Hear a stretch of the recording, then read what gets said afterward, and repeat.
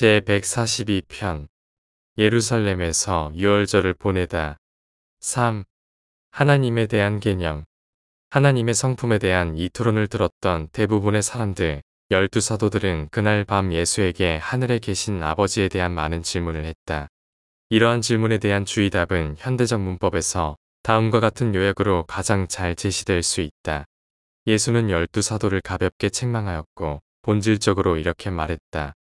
너희는 이스라엘의 전통 중 야훼 개념의 발전에 대해 알지 못하느냐? 그리고 하나님의 교리에 관한 성서의 가르침을 모르느냐? 그런 다음 주는 사도들에게 유대 민족의 발전 과정에서 신개념의 진화에 대해 가르치기 시작했다. 그는 하나님 개념의 성장이 다음과 같은 단계로 이루어졌음을 지적했다. 1. 야훼. 시나이 시족의 신. 이것은 원시 개념의 신이었고 모세가 더 높이 이스라엘의 주 하나님의 수준으로 올려놓았다.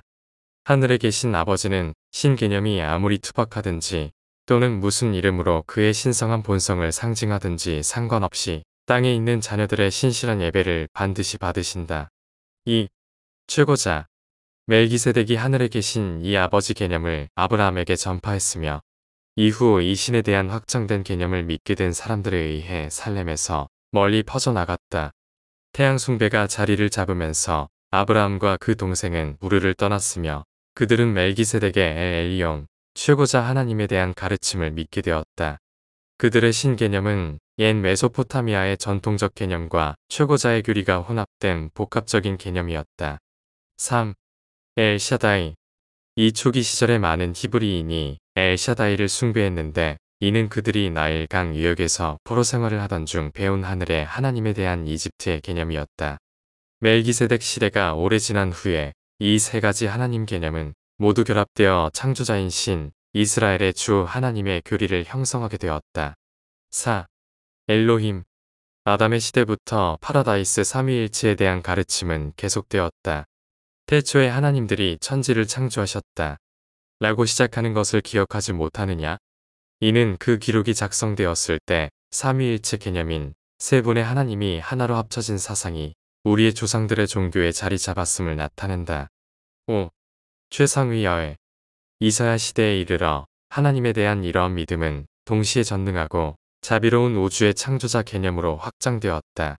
이 진화하고 확장된 하나님 개념은 사실상 우리 조상들의 종교에서 이전의 모든 신 개념을 대체하였다.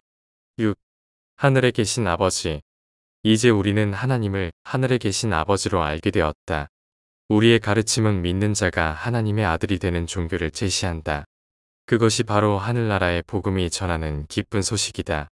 아버지와 함께 존재하는 아들과 영은 파라다이스의 신성한 존재들로 이들의 본성과 사역에 대한 계시는 신성한 아들의 영원한 영적 진보가 계속되는 끝없는 시대 동안 점점 더 확장되고 밝아질 것이다.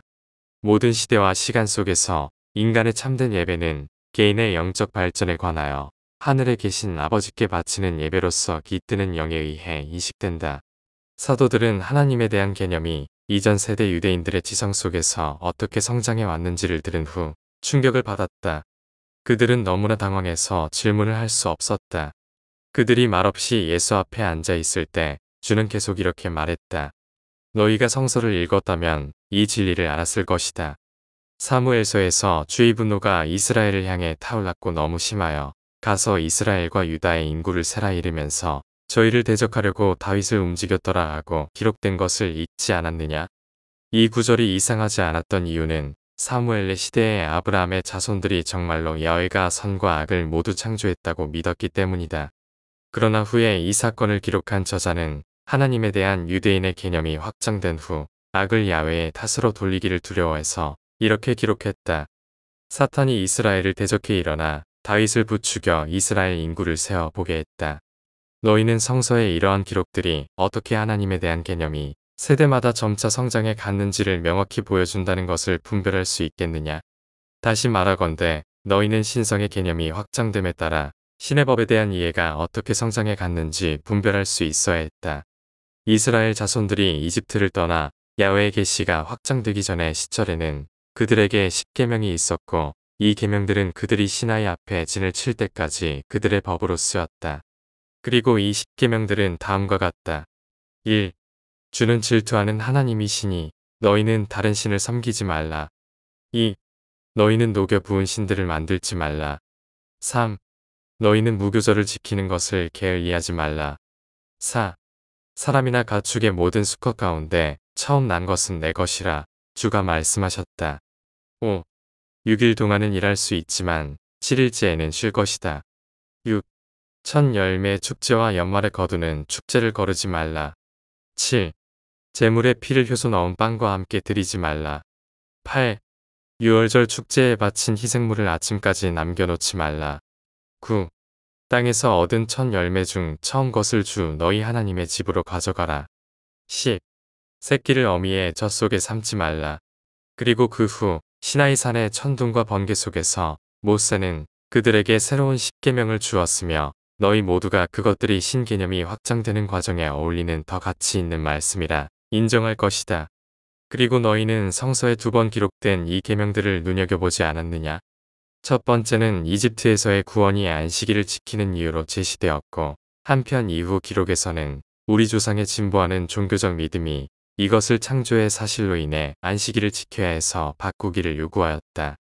다음에 이사야의 시대에 더 큰 영적 깨우침을 받아 이 부정적 십계명이 크고 긍정적인 사랑의 율법으로 하나님을 더할 나위 없이 사랑하고 이웃을 내 몸과 같이 사랑하라는 명령으로 바뀌었음을 너희가 다시 한번 기억할 것이다. 그리고 내가 너희에게 선언하는 것은 하나님과 사람을 사랑하는 이 최상의 율법이 사람 전체의 의무이다. 그가 말을 마치자 아무도 그에게 질문을 하지 않았다. 그들은 각자 잠자리에 들었다.